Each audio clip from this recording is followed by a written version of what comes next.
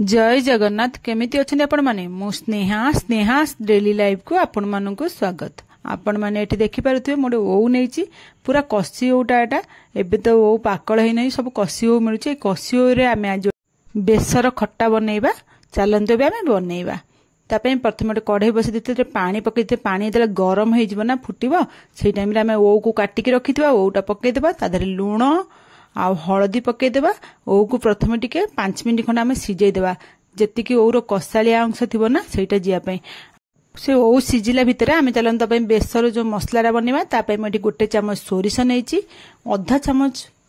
जीरा नहीं आ 2टा कंचा लंका आ पानी देकी आपको ग्राइंडिंग करदे एतिकी मसला देबा आउ एथरे किछि देबेनी एटा बिना पियासुना भी हेई परिबा आपण माने गोसा 12 दिन रे भी एटा खाई परिबे। ताको ग्राइंडिंग करी गानी रखि देबा तापर चलन देखिबा हमर ओ केते सिझी गलानी हमर 5 मिनिट हेई गलानी हमर ओ देखंतु कसी हो ना एटा तो शीघ्र सिझी भी जीवो एटा सिझेबा भी दरकार नै जदी पाकल होथाना ताले बेस समय सिझिया टाइम लागथना कसी ओटा हमर शीघ्र सिझिबो। देखंतु मु गैस बंद कर देली आको एबे पानी रु छाणी देबा छाणी देकी रखि देबा तापर हम सेही कढ़ई रे आ टिके तेल पकई देबा त तेल गरम होला 2टा सुखिला लंका फुटण अल्प टिके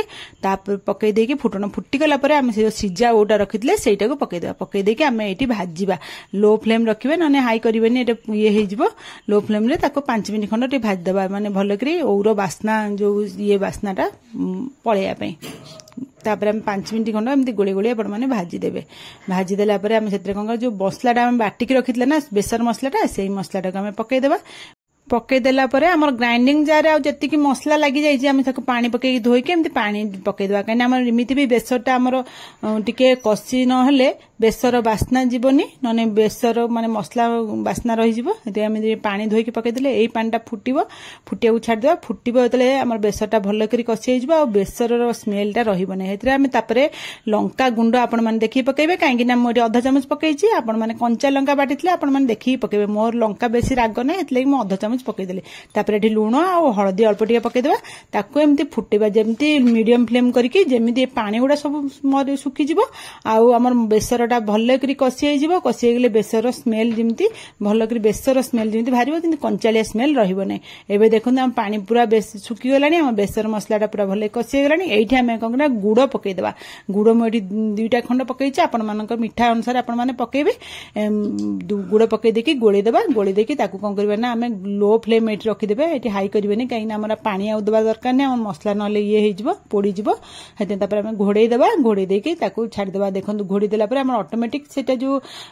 गुड़टा मेल्ट हवा आरंभ हो से गरम रे आम कौन आउ थे गोली देकी मझे मझे चेक करके देखुवे जमी आम गुड़टा मेल्ट हो देखो मुझे देखीदेली देखा आम गुड़टा भी मेल्ट होगला 5 मिनट 7 मिनट लगिला आम ये भितर आम गुड़ भी मेल्ट एबे हमर देखंतु खट्टा भी रेडी हेगला गैस एबे ऑफ कर देबे आउ फुटेबा दरकार नै हम से भीतर खट्टा तो हमर पूरा रेडी एबे मु बाढुची देखुची आपण मानु देखुची देखंतु किमिति केते सुंदर एटा देखा जाउची आ खाइबा को मध्ये बढ़िया लागबा आपण माने एई भली थरे करिके देखंतु एटा बिना पेचने भी तयार हेची आपण ओसाबा दिनर भी करि खाइ परिबे आउ ये बेसर खट्टाटा ना ओरो कसियो रे बहुत बढ़िया टेस्ट लागे आपण को भलो लागिबो जदी आज मोर रेसिपी ताले आपण मो चैनल को लाइक आ शेयर सब्सक्राइब निश्चय करिवे। ये खटाटा भात सांगे खाइबा को बहुत बढ़िया लगे अरुआ भात सांगे खाइबा तो आहरी बढ़िया लगे आपण मैंने थरे ये करके देखंतु घरे समस्त खाइबा दियंतु। मु रहुची काली आपण मान गोटे नुआ रेसिपी नहीं आसबी। जय जगन्नाथ।